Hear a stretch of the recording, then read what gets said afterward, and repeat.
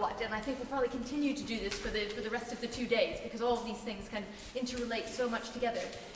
But we'll have an opportunity to hear from each one of our panelists. I will, because we have so many fabulous people here doing fabulous things, and I don't know about you, but I read through all of these, and then immediately they all blended together. Just very briefly, I'm sorry for butchering names in advance, but Maria Brock, I'm just going to read a line from her description here. Her current project, as she's a research associate but also responsible for the field work, investigates popular representations of queerness and non-heteronormative sexualities in Russia, and she's also written about persecution of queer people in Chechnya. You may not be talking about that today, but just to give a context of where she's coming from. Victoria, she's implemented the project Vilcha, the Resettled Village, which aimed at the research of forced resettlement experiments from Chernobyl and the territories of anti-terrorist operation zone. And she's looking to discuss the experience of networking of participants from different countries, especially those with difficult historical pasts. And I'm probably misrepresenting everybody's work here, but that's all right. What you wrote about in your descriptions.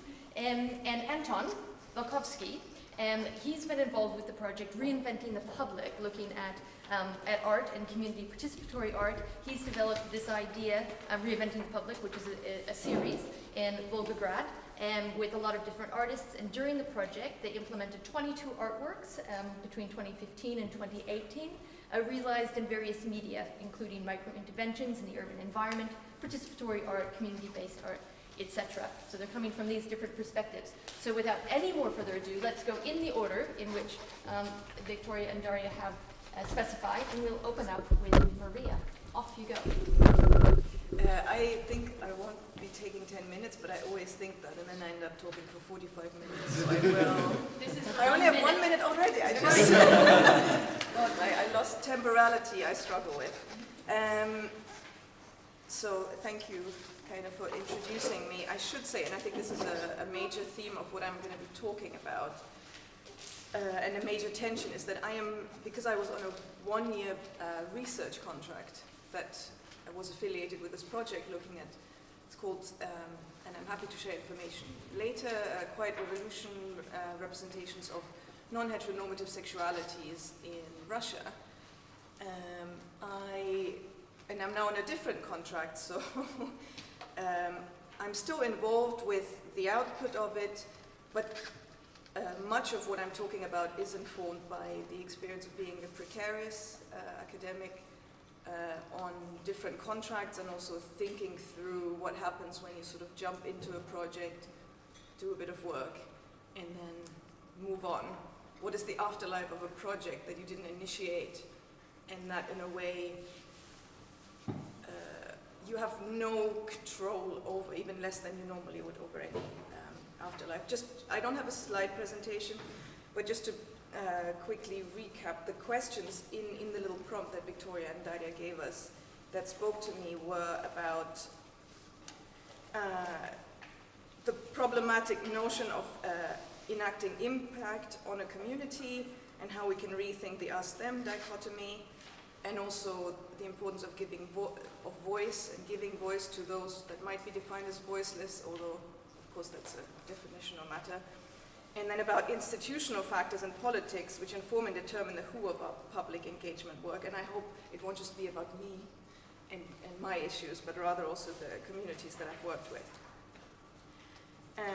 And one of our prompts was to sketch a map of the collaboration that informed our present and future project designs.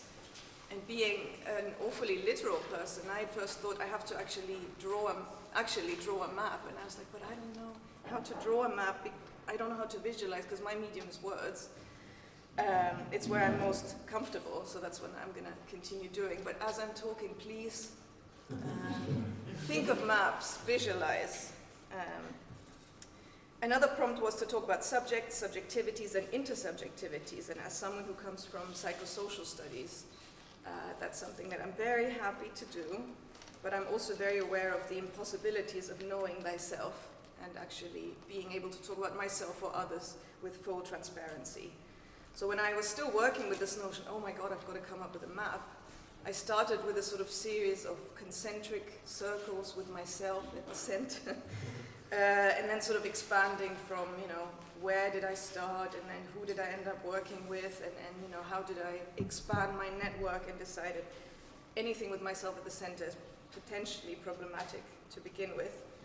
As I'm trying to sort of minimize the gravitational pull of myself as the academic researcher who comes in and wants something out of these relationships.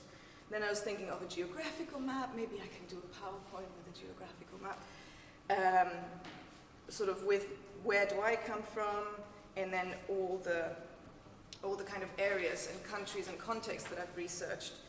But because that at least takes into account some of the power relations of, say, researching the Global South or the former Eastern Bloc, but then it treats countries as so monolithic that I also thought, just because I've been to these parts of Russia, or these parts of South Africa, or these parts of East Germany, that probably doesn't help you very much. So I'm back to words. Sorry about that.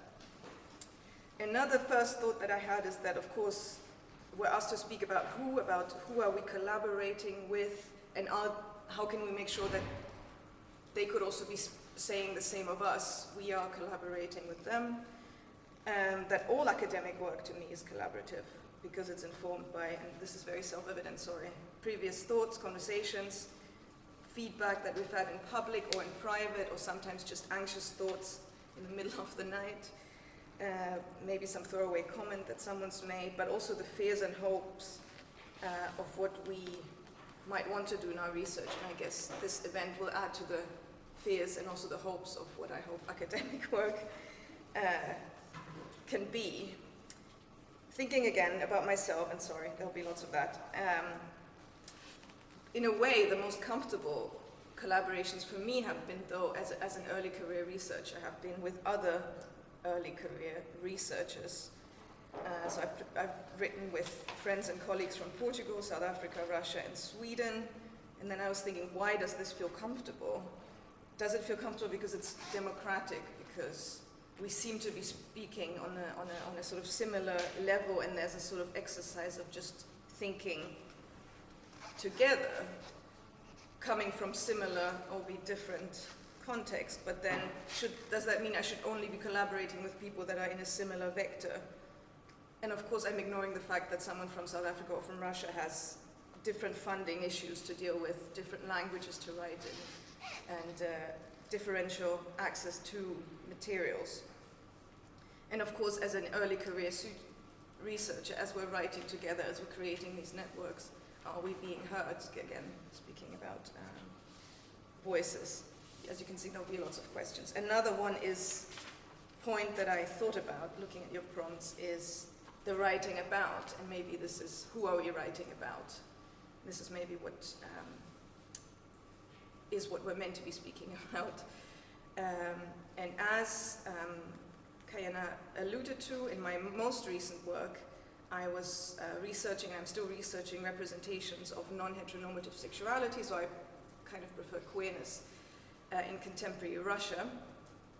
I was the postdoc on an AHRC, so a British Research Council award, and one of my major roles was to do field work in St. Petersburg, involving focus groups with Russians from a variety of backgrounds, to do a bit of audience research, but also making connections and have conversations with LGBTQ activists in St. Petersburg. And again, I noticed immediately this tension. The focus group participants, they were remunerated, they were given snacks, and were basically asked to come into a room and discuss things. And all of them expressed a huge amount of pleasure that they were just asked to basically look at music and film clips. And yeah, I've had lots of positive feedback from that. One person came back and gave me a painting because he said that was one of the best afternoons he's had in a long time. So there was that element, and then the other element is me sort of trying to worm my way into local activist circles. And the thing that kept resounding in my head as I was thinking about this workshop is what one of St. Petersburg's most famous LGBT activists asked me as I entered a room in a community center that he's co-running, where he said, sorry, before I start talking to you, why should I be spending my time doing this? Because I've had these kind of conversations with Western researchers or researchers from the West dozens of times, and what happens every time is you take notes, you record, you write your papers, you write your reports, and then you go away, and I never hear from you again. These reports are written, or the papers are written in English. I normally don't even have institutional access to them, and I'm getting a little bit tired of the unidirectional nature of this kind of relationship. Biscuits, that's wonderful. He did offer me, we had biscuits together too.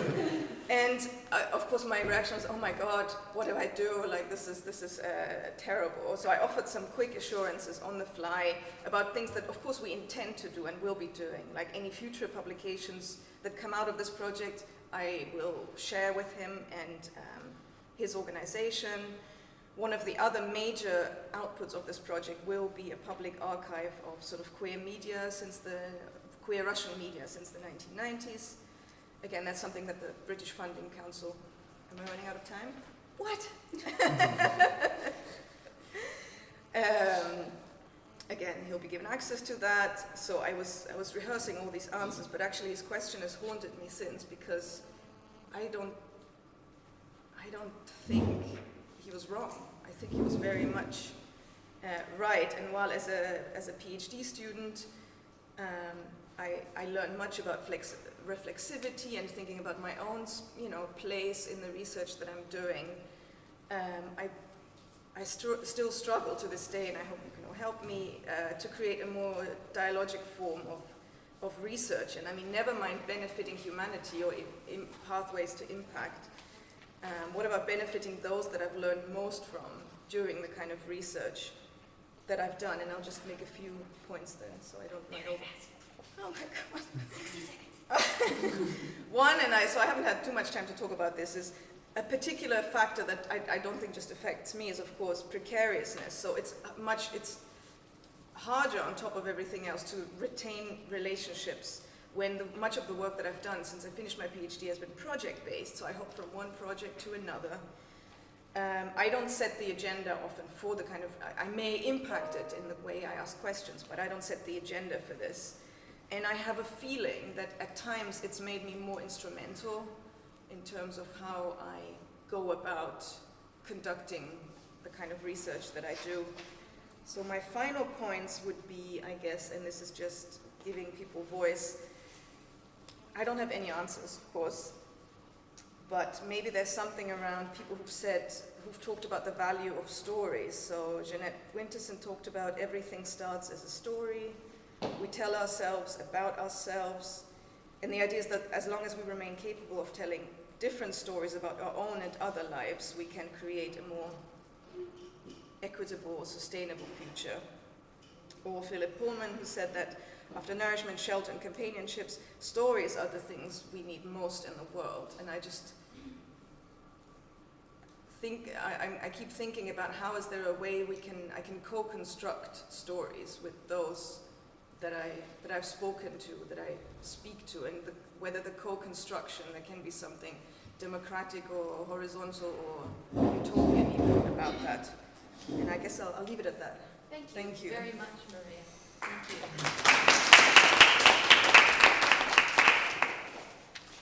So do we have slides for this next one? And Viktoria, you're going to be using Alyssa, right? Oh, yeah. I'll try to start in English and great. Then, yeah. Okay. I would like to start with the question we see in the program, who, yes, and something catched me, the thing that something can contribute to a mistrust of expert institutions. Could you please comment? I was a project manager, an amazing project, a resettled village, Vilcha. It was an international project. The main goal was to research the research experience of resettlement experienced by IDPs from Chernobyl zone and from military zone in current Ukraine. The participants of the project were students, young people from Germany and Ukraine. By the way, this cover was drawn by Daria. Yeah, she was a participant of our project. And I thought that it's a great idea to research this topic in such format, and I thought that IDPs we worked together would be satisfied with the results of the project. Actually, we had two big products like a book of essays. These essays were written by participants about inhabitants of wheelchair, and we filmed a docu-film. It's not very professional, it's a matter docu-film about this village, but it's quite big, more than 1 hour, and pretty interesting. However, after some time our project ended, I realized that most of wheelchair inhabitants weren't satisfied. Even more, one woman openly said us that we used them for our scientific aims. And they received nothing from our project. Of course, it's a very interesting, and I felt shame because I didn't realize back then. I didn't realize that responsibility I had.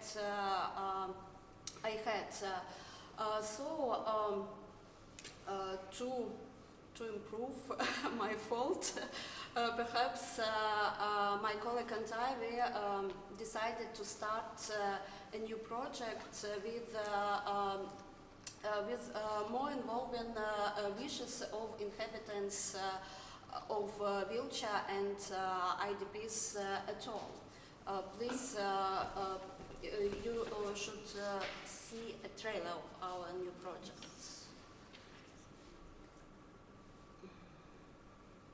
И я понимала, что мне никуда нельзя, что меня никто не ждет, а рожать мне где-то надо. Покажите паспорт. Ты показываешь его паспорт, он видит у тебя в паспорте донецкую прописку. Спасибо, на этом наш разговор окончен. До свидания.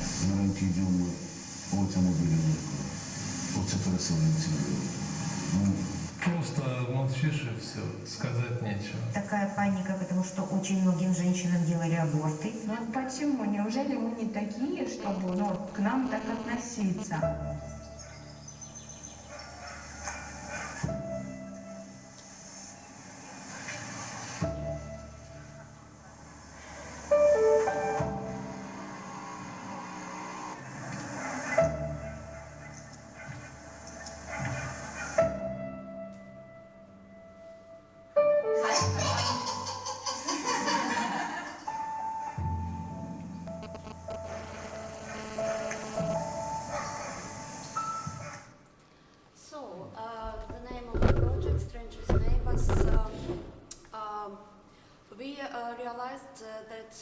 The main problem of all IDPs is discrimination. Discrimination towards them because they are like strangers. After more than 30 years after the Chernobyl catastrophe, IDPs from Chernobyl zone remain discriminated by their neighbors, by society.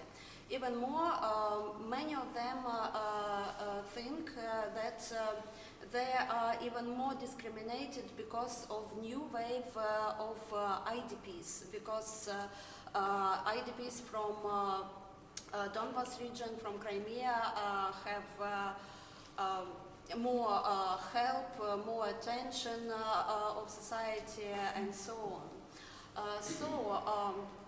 A new project is based on discriminating myth, which we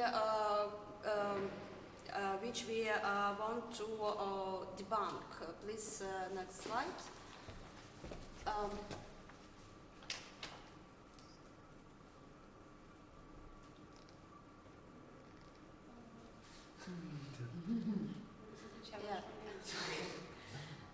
Here is a very short structure of our projects.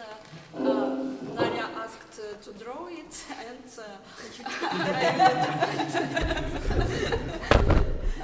yes. What we are planning to do is to film 4 videos of social advertising. You see the names. Toxicity, radioactivity, parasites, traitors, and criminals. It's the most common myth about IDPs. Interesting that the first 3 are common for IDPs from both from Chernobyl zone and military zone. Who? The main target group is non-IDPs. Non-IDPs who tend to discriminate IDPs. However, IDPs will be the main actor of this project, because we are planning to take information from them, to talk, to shoot them.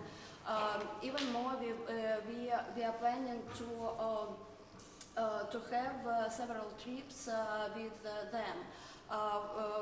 Chernobyl zone is closed now. However, once a year in May, it's open for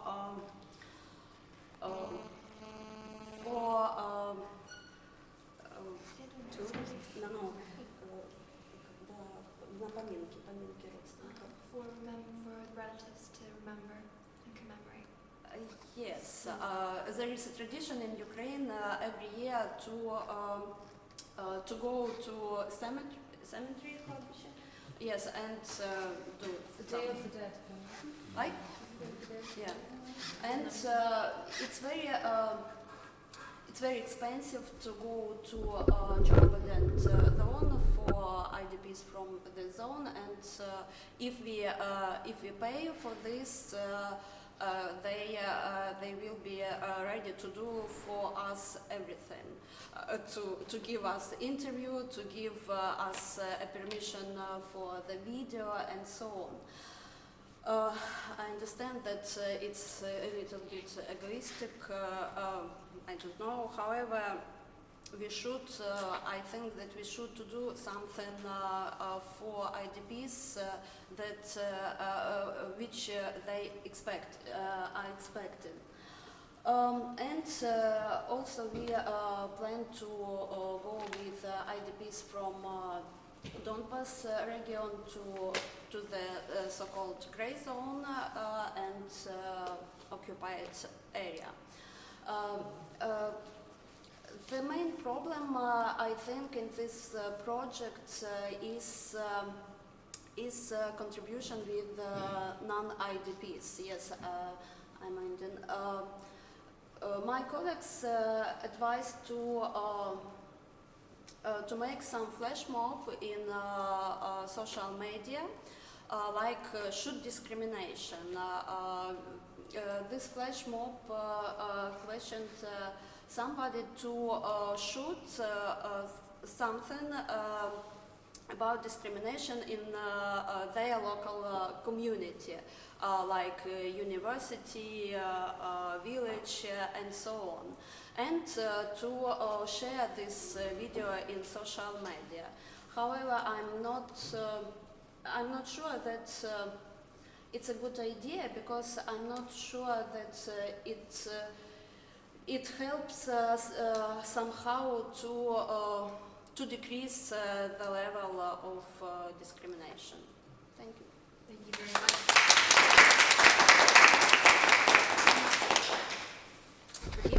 Yes. Okay. Thank you.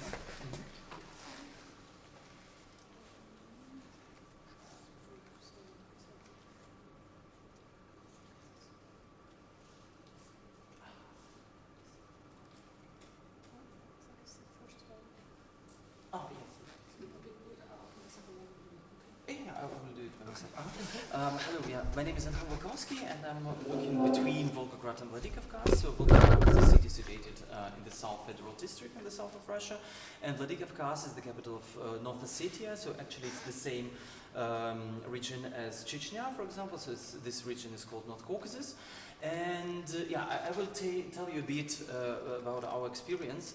The story starts in 2015, so I just finished PhD about participatory art, and I decided, okay, I want to do it in practice, actually, to test different ideas, different hypotheses which I formulated in PhD, and that's how I entered Agency for Cultural Initiatives. It was a state cultural organization, and we decided to implement some public art projects. Why public art? Because actually we have only one art institution. It is the Museum of Beaux-Arts, yeah, Museum of Arts. Okay, not applied, but Beaux-Arts.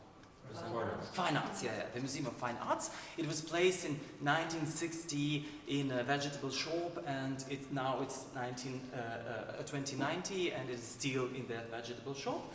Yeah, so we decided that actually we have only the streets to do something. And the main problem was that I decided to do the contemporary art project with the artists, with the contemporary artists, but the main problem was that we didn't have contemporary artists in Volgograd. So it was the first challenge to formulate and to build a community of contemporary artists. And nowadays we have in our community like 50 people. Actually, it's not only artists, it's also musicians, curators, art managers, urbanists, so all the people, all the community with whom we're still working on different issues. So, why micro-interventions in participatory art? Not because it's the topic of my PhD, but actually because it's very cheap decisions. Cheap is a very important word when you work in Russia, because you have problems, huge problems with fundings and with budgets. So just for statistics, each year we realize nearly 25 projects, and we spent on the production only 1,500 euros. So each project costs nearly 50-60 euro per project. And for example, in Kazakhstan, we made 15 public art projects for 86 euros. So yeah, I just how I do that I can tell you later. Also participatory art was very important because we tried with our projects. So we understood that we could not change anything with these projects because we don't have fundings. We just wanted to put attention to different urban issues and to raise awareness about different urban issues. So we started to work with different local communities. It could be, for example, inhabitants of one yard or inhabitants of one district, or for example, I don't know, community of violet breeders, you know, who make an exhibition of violets in art museums, or for example, the garage corporation and so on. So actually it's very small communities where we try to, and it's not, you know, like, project, it was not projects for visitors, for somebody who look on this. It was projects for these people with whom we were working. And can I get the next slide? Okay. Yes, and for me it was very important. So I strongly believe in social technologies. So my approach is more technologicized and instrumentalized. So now I'm finalizing the book about participatory art. So you can ask what is the difference, for example, from the book of Claire Bishop or Grant Kester or Susan Lacey. So those people actually are art historians. So they're into theory. I'm a person being between theory and between between practice, I was thinking about different urban issues and urban challenges which we can solve with help of art practices. So this book consists from 6 questions. For example, one of them is how to build and strengthen the communities. Yeah? Then it goes technologies, then methods, and then the examples of participatory art practices. So this instrumentalizing approach was very important when we started. So with help of participatory art projects, we, for example, invented different tools for communication. For example, you saw one project on the previous slide, one project in Marshrutka. It was a real prototype of service inside the Marshrutka, how people can share their competences and their knowledges and so on. So also the question of belonging is very important, because Volgograd, you know, this as ex-Stalingrad, it was absolutely destroyed after the Second World War, and the people who lived there, they're actually newcomers. So they came here after the Second World War as on one of the most ambitious buildings of Soviet time, and these people live here for 30 and 40 years, and they still think that they are they will leave, so they are not here on a permanent on a permanent condition. Yeah, so they don't identify themselves with the territory. That's why we have, for example, the lack of cultural memory. So the city is actually looks like a museum, yeah, dedicated to the Stalingrad battle, but actually people don't remember what was 15 years ago, 10 years ago, 5 years ago. And I have, you know, for example, each festival video art is called in the press like the first one. So I have these 10 articles about 10 video art festivals, and each of them was the first one. Also, for example, heritage preservation and heritage and difficult heritage, because, you know, Volgograd and Vladikavkaz also has a lot of in common according to military heritage and according to war heritage, and we need to do something with this. So different forms of therapy, of rising awareness, of placemaking, and technologies of hospitality also very important, because actually Volgograd is the territory of different migrations. So people are coming here from North Caucasus, from Tajikistan, for example, after the civil war in 1991, from Lugansk and Donetsk also, a lot of refugees. So this is the territory which needs these technologies of hospitality, and it's very funny because we had a World Championship, and World Championship, FIFA I mean, also has its own level of hospitality, but this hospitality is only for tourists, yeah, and tourist infrastructure, so we have a lot of people who really need these technologies of hospitality. And I will just tell you the last slide. I will just tell you one example about who, yeah? So for whom we're doing our project. This is not example from Volgograd. This is an example from our last project in Kazakhstan, because Kazakhstan is a border territory to Volgograd region. And this project was called Ozgiris, so Young Community Interventions it was called. And this project was for kids from 15 years old to 25 years old. So actually they are not artists, so they don't know anything about contemporary art, about public art. But we decided to use participatory and art tools and public art tools for them, because those target audience actually is excluded from decision making. So they're deprived or disenfranchised from decision making, and we could not give them the tools of, for example, of social cultural design. Because for this, you should be 18 years old, for example, to apply, I don't know, for the grant, yeah? Or, for example, to change something with a social cultural project. We decided not to give them the tools of urban planning, because it's also very expensive. We decided to give them the tools of participatory art and micro-interventions to change something and to raise awareness about their problems. For example, one of our projects was in Shymkent, so I will tell you just about one project.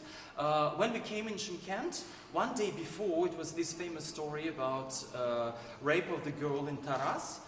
It was a 12-year-old girl. She came to the toilet, but 1/3 of Kazakhstan schools don't have warm toilets inside the building. So she had to go outside to go to the toilet on the street, and she was raped there. And the problem was, of course, not video cameras, because there were a lot of video cameras who filmed this raper and so on. And this problem is very common in Shymkent also, because, for example, last 9 months, 680 kids were raped, and it's just only 8% of the kids who go to the police. So we know about this because they just came to the police. So 90% of people don't go to the police. Why? Because the police doesn't want to solve this question, because they say, oh, because it's you was wearing this dress and so on and so forth. So it's this typical victim blaming. And another mentality problem is this tradition of uyat. Uyat is this tradition of shaming. For example, you don't need to tell everybody that you was raped because nobody will marry you. So the common tradition is, for example, hymenoplastic, or for example, marriages between the raper and the victim.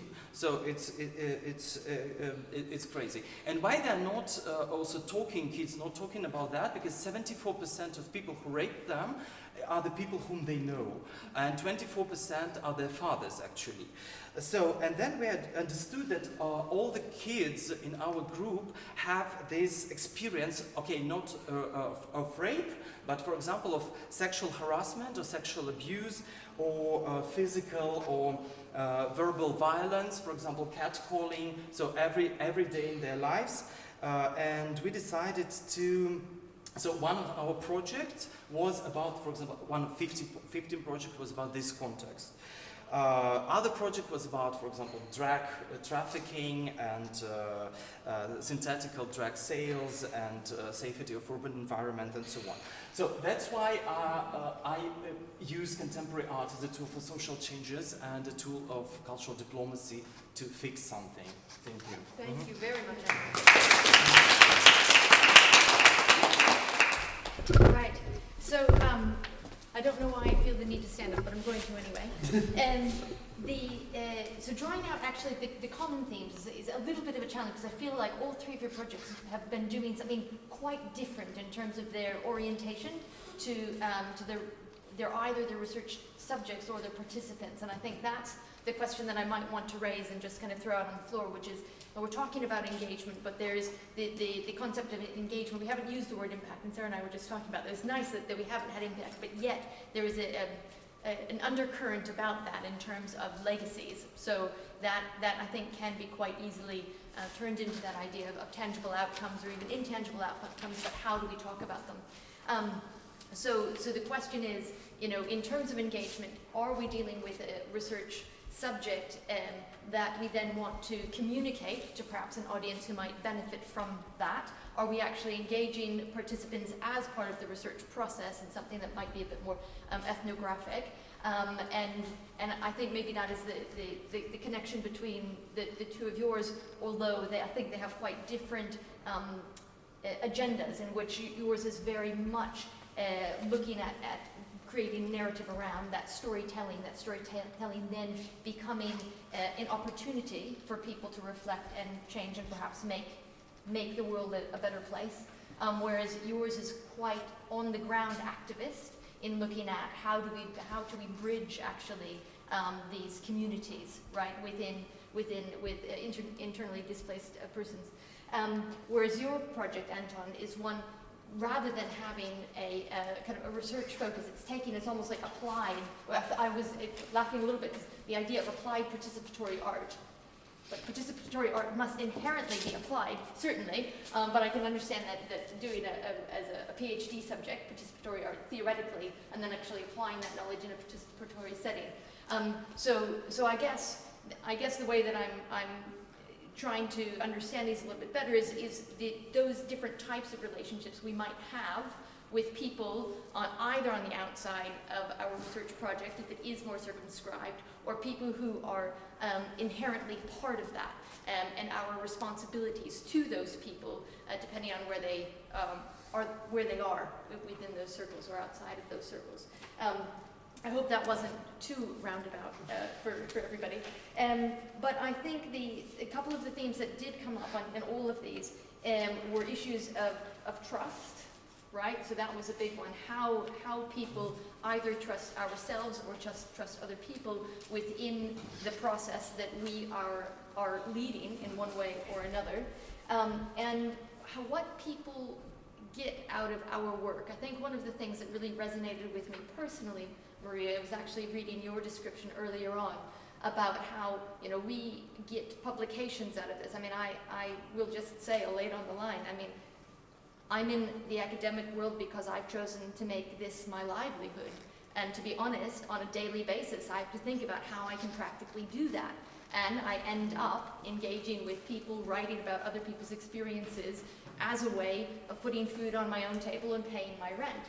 And that power relationship is one that definitely warrants, you know, investigation and also some sort of balancing. But I'll have to say, I don't remember who said it, that this is how she sleeps at night. I have trouble sleeping at night sometimes, thinking about this relationship between myself and my participants. And so in these projects, what is it that people get out of it? And I think, you know, Viktoria is very, you know, clear. You know, there were some people who just said, hold on, you've walked into our community, you've taken this knowledge, and we get nothing out of it. So those are things that I'm throwing out there. Shall we do, as we did before, which is take 3 questions, and then we will discuss them. What would people like to? Yeah? I want to ask Anton, in this project in Kazakhstan about violence in school, how do you collaborate with school management or teachers?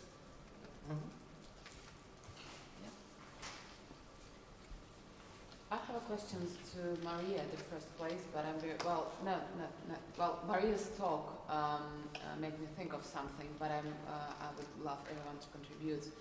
Speaking about naming things and the language, who are your colleagues?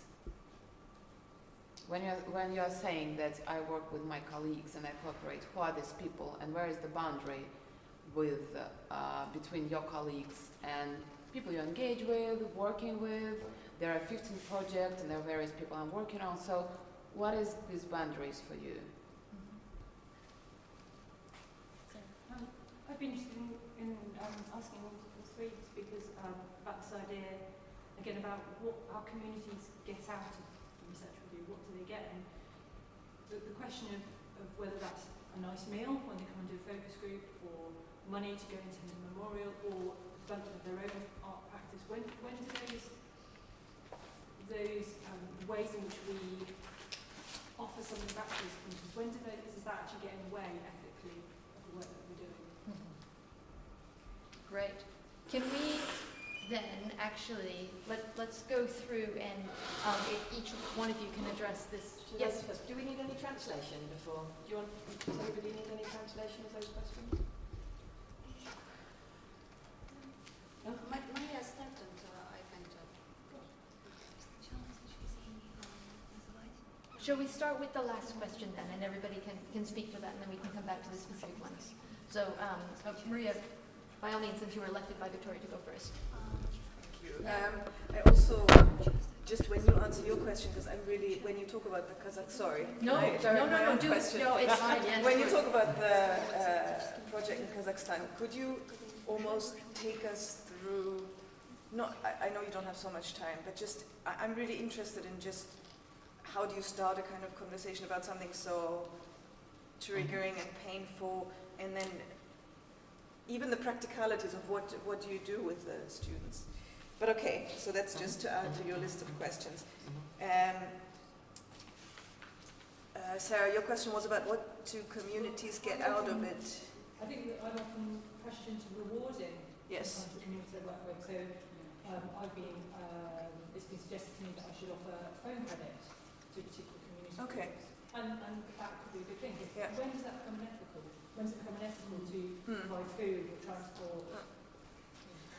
I mean, I'll just work with specific examples, I guess, because as you can tell, I'm reluctant to generalize always.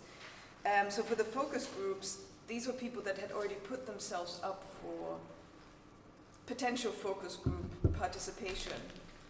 So I was visiting researcher at it's called the Center for Independent Social Research, also now a foreign agent and has been for a while. And in order to also get extra money for their premises, they will offer things like they'll organize focus groups for you. So the people that were on that list, they elected to be on that list, and then they get a sort of symbolic sum of money that would cover maybe few hours of work plus. So that didn't feel as unethical, but my question is then, this is also a work day, you know, morning or afternoon. So again, even if we're saying we're covering a broad sample of the Russian, whatever, metropolitan public, who can go to a focus group during the day? So I felt that was I think the expectations of rewards were met very much.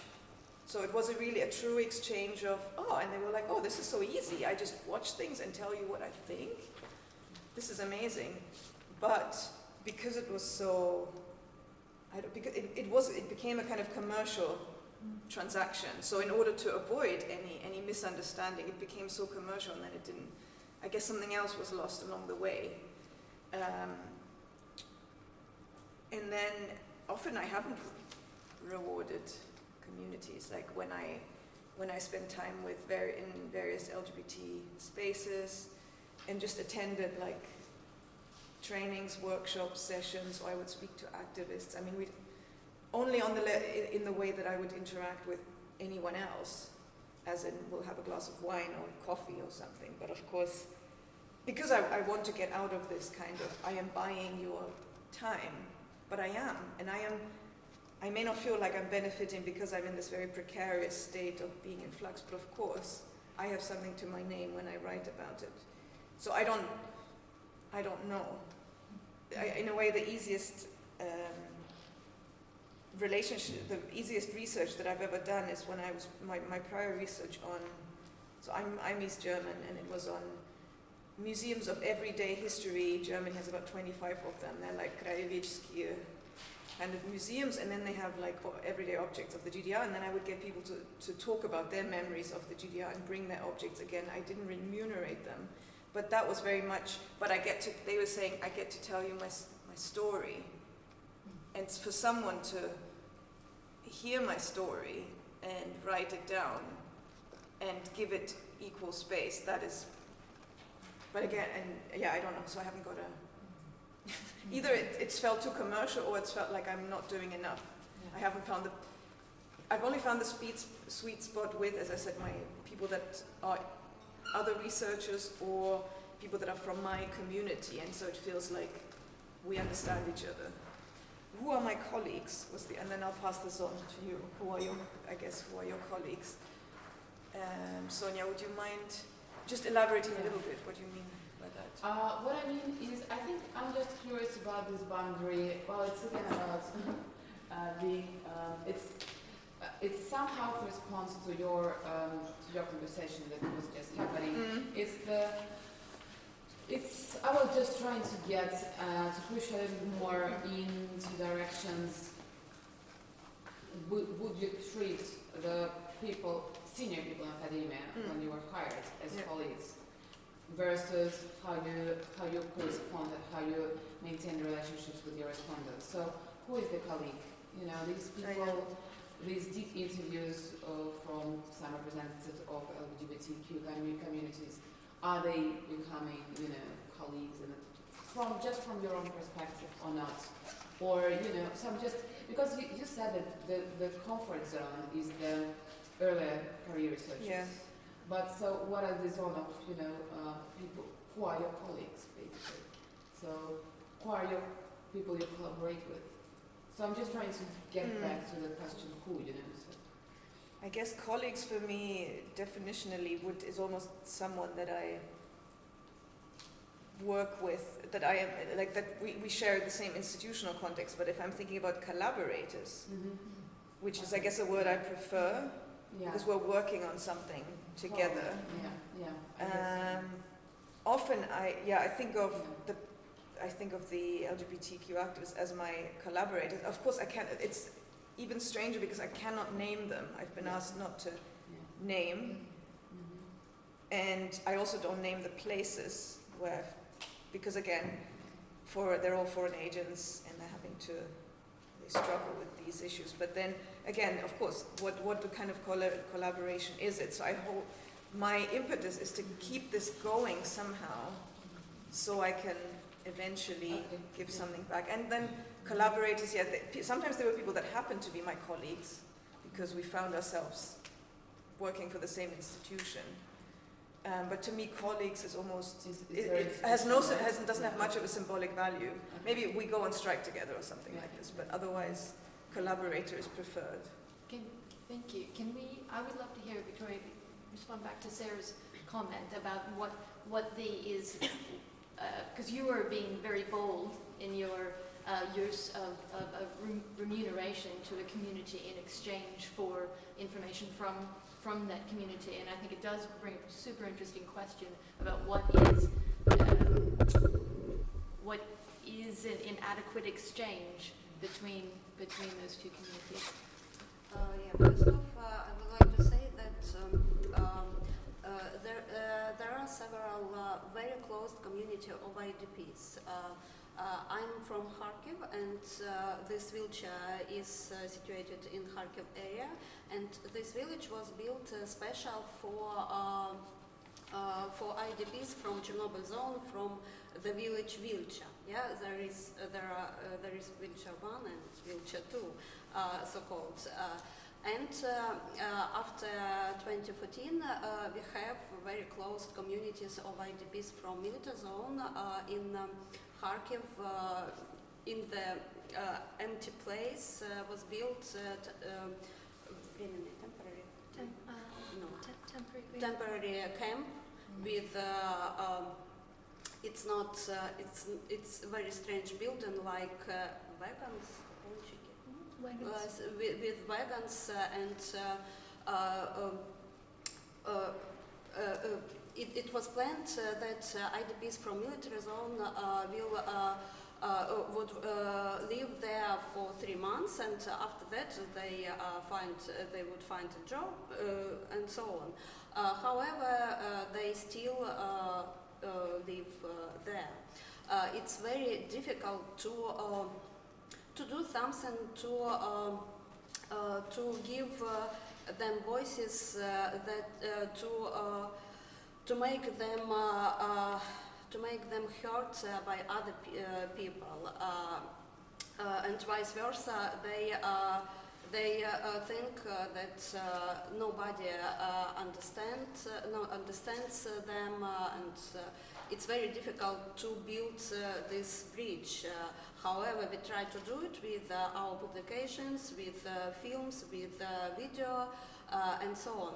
And about this ethic question, in the project where we involved students from Germany and Ukraine, we rewarded the inhabitants of Vilcha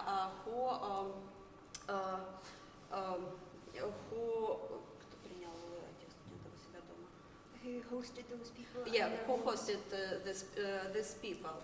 However, they didn't know about it. We did it after project was closed. So I think it wasn't wrong. So if we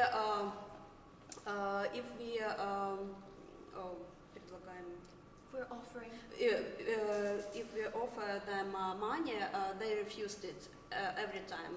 So we decided to do something that they really need, like these trips. They would like to take money, however, they couldn't, because it's very difficult from the moral side.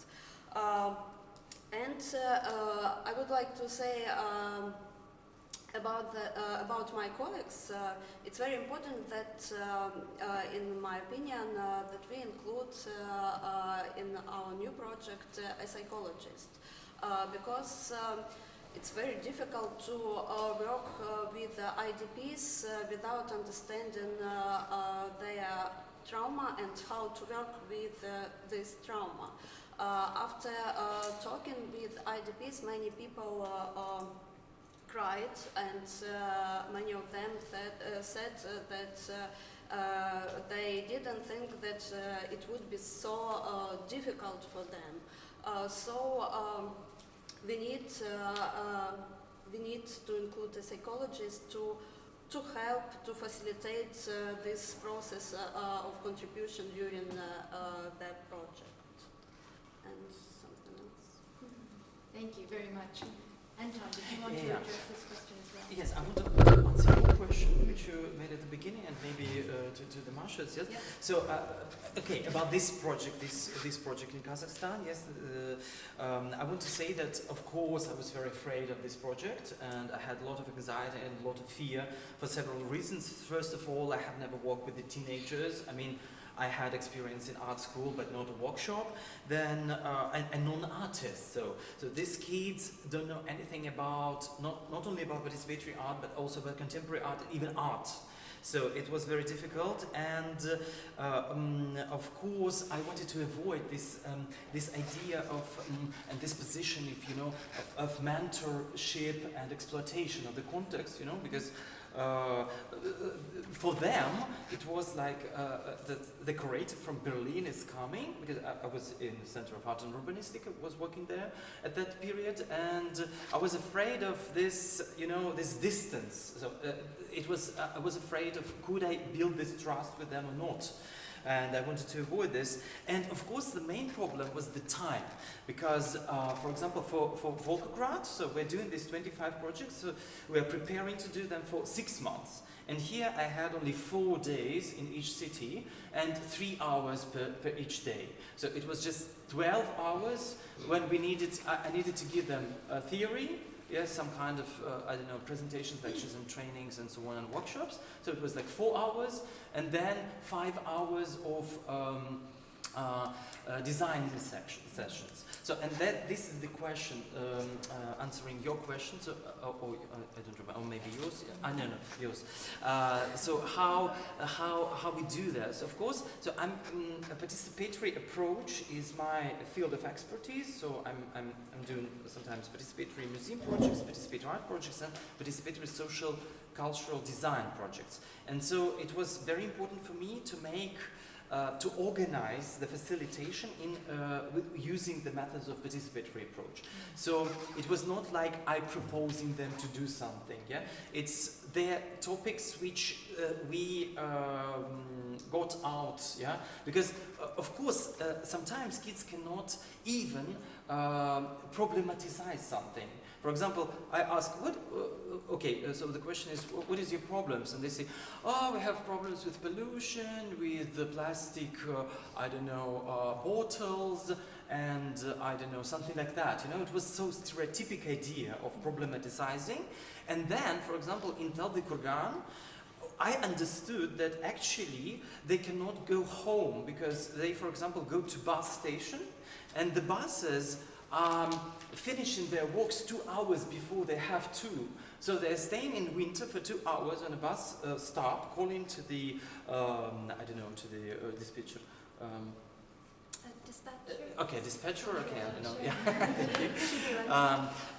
And the dispatcher says, yes, the bus will come, and then they 2 hours go home. So 4 hours to go home in the winter period, and they said, why you are not talking about this, and when they understand what why we are here and what we want to do, this was very important. And of course we have like 3 or 4 hours for implementation of the project in the urban environment. And for example, in Tel de Kurgan it was 3 projects, in Shymkent also 3, but in Almaty it was 9. And I said, let's stop. I mean, we need to stop because so we made 5 on one day. Then after official presentation, they wanted to do 3 more, and we made them. And on the final presentation of the project, on the last day, we made 1 more because they wanted to do that. And when we left, they made 1 more without us. So that was the moment of happiness that they understood what we wanted. Yeah. It's so killing me to interrupt you because I could hear you, I could listen to you talk about these projects all day. But what I want to do, because I know that we'll need to do our groups, but I definitely want to make sure that the question actually about kind of, because these different groups, these different stakeholders and how we negotiate those relationships. So the teachers at this school or the administrators at this school with the students, could you talk a little bit about how you engage? We were not working with the school, of course. Okay. So those kids were coming from different schools, yeah, and because they were interested in the topic of what we are going to do and so on. So in this project, we just used the partners where the workshops took place, yeah. For example, like some kind of social centers and so on and so forth. But for example, in Volgograd, of course, we have more time, and we are working through this network of stakeholders much longer, thinking about the motivation of each partner just in more details. For example, we made one project with the post office, central post office. It was a project